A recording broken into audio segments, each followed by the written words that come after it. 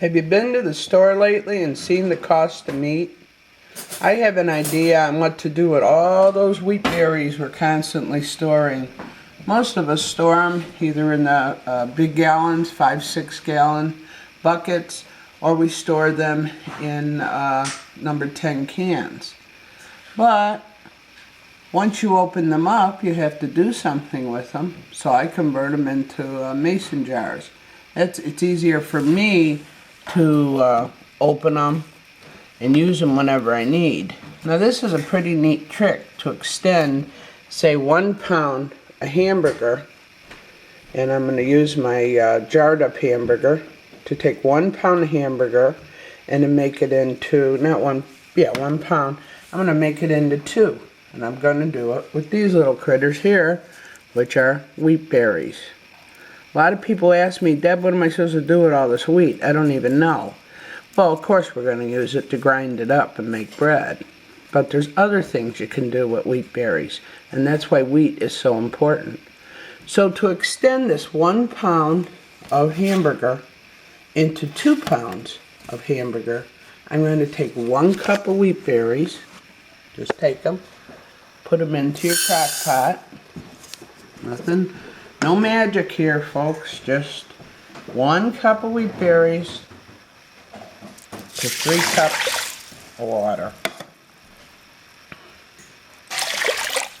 Now do this at night, or do it before you go to work. Oh, of course I always have those fancy utensils. I put this on low.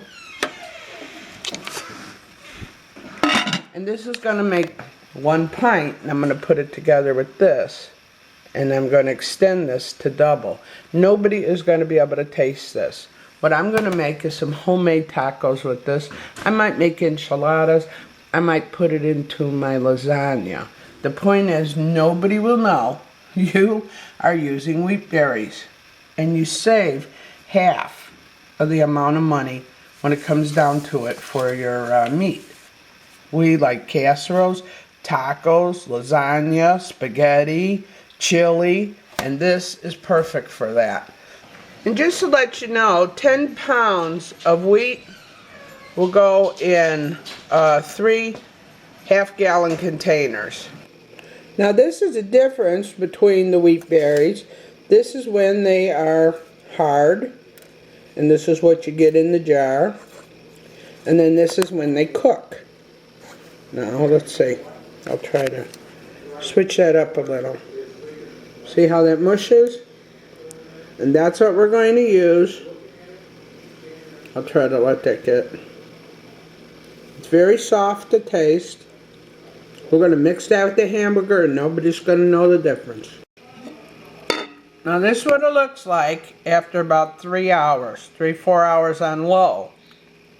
If you didn't have the heat, you just throw it in the water and let it sit. It would take about 8 hours, but it would still be alright. I'm using dehydrated onions. I took 2 handfuls of that. I got some leftover freeze-dried peppers. I'm going to use some of that. And I got a little bit of freeze-dried celery. I'm going to use a little bit of that. So here we go. I'm just going to, I'll show you how I rehydrate. And I know this isn't the usual way, but I'll put the rest of my peppers in there. I only have a little bit of celery, and I want to use it up because I do not like tossing anything out. And you can see, so now what I'm going to do, I'm going to take this very, very hot water, and I'm going to fill up my jar, and I'm going to let it sit for a few minutes. And let it all rehydrate. I'm going to take a large pan. I'm going to put some butter in my pan. As you see, there is some butter in there.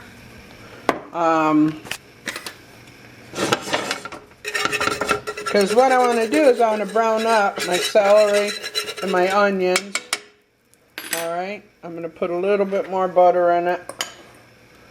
Let's get some more of this junk out of there. Yes, I actually do use my butter. I keep telling you I do, and I like it most of all on popcorn, but hey, that's me. I put a strainer in the sink, I take all those vegetables, the onion, the celery, and the peppers that we hydrated. Make sure. Yeah. Put them in the strainer. Ooh, they're pretty potent. So, make sure that they are strained out. See? Take the onions, peppers, and that. Put them in the pan. Turn your heat back on. And let them just clear like you would if they were fresh. Just like if they were fresh. You got a little bit of butter in there. There you go. That's all. Let them heat up a little bit. Maybe even brown a little bit. You could hear it sizzling. You know, one of my new students asked me recently, why do I use dehydrated food? And why don't I just wait until an SHTF situation to use them? And I said, well, honey, the reason why is I need to know how to cook with them now. I don't want to be in a bad time and find out I can't even eat the food I'm trying to use for survival. So if we can't use it now, I'm not going to use it then. It's really that simple. And you see it's frying up pretty good. You might need to add a little bit more butter, which I'm going to do. Because I want this fried up just like if I use all fresh ingredients. And I'm going to tell you what, this is going to taste good. I'm going to even make the homemade tortillas. This is going to taste as good.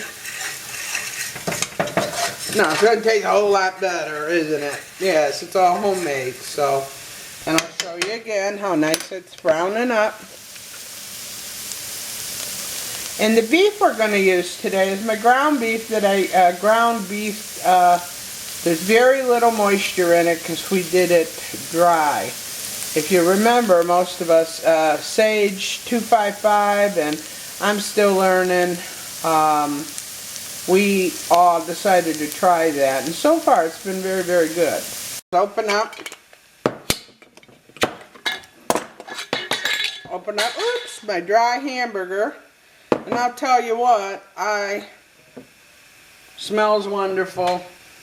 I've used so much of this because the point was I didn't do it for long-term storage.